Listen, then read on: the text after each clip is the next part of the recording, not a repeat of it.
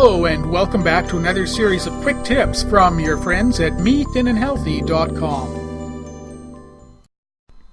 One of the questions that I often get asked is, okay, if I'm getting back into shape, what's the one strategy that I can use outside of your programs that'll make sure that I'm successful?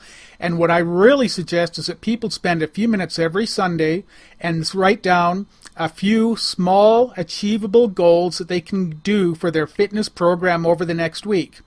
Now, what I mean is if you did 5 push-ups a day this week, move up to 7 this week and just make it a small, achievable goal that you can get over the next week. Now, why do I say this? Because you can go into the gym and see people pumping a huge amount of iron or see people doing outrageous things and you say, well, that's what I've got to do. That actually can be very counterproductive. I have found with the bulk of people that making small improvements each week is the best way for them to be able to reach their ultimate goal. Now, the natural question becomes, well, where do I keep all those goals? Well, I would really suggest that you get a small book, whether it's designed to be this or just a blank book, and make it your fitness journal. Now, in this journal, the most effective techniques I found are on the Sunday when you sit down is to write out the exact number of sit-ups, push-ups, tennis games, whatever it is you're going to do that represents your modest increase, but write it down so that you see it physically on paper where you're heading for this week. And then when you go back next Sunday, go back and tick off or indicate exactly what you did last week. For some reason, you'll find this very motivating, both to have a plan in advance and the ability to review and recognize what you've done at the end of the week. Keeping a journal is one of the most consistent strategies that I've ever seen for keeping people on a really good fitness program. And that's whether, again, you're doing weights, walking, tennis, whatever it is, keep a journal. Now, I know some people will say, oh gosh, that sounds like so much more effort.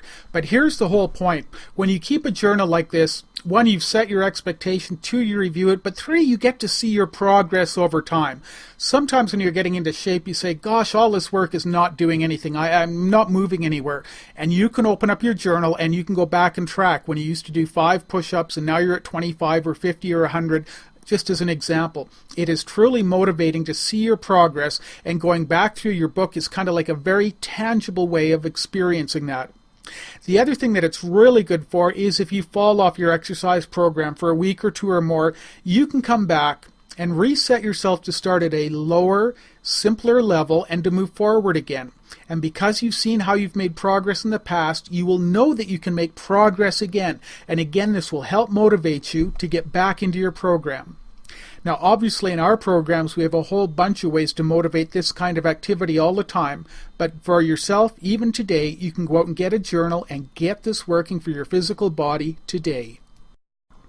Say, if you've enjoyed this tip, feel free to like us, follow us, or check out the website and learn how we use powerful immersion audio techniques to put your mind on autopilot to become thin and healthy.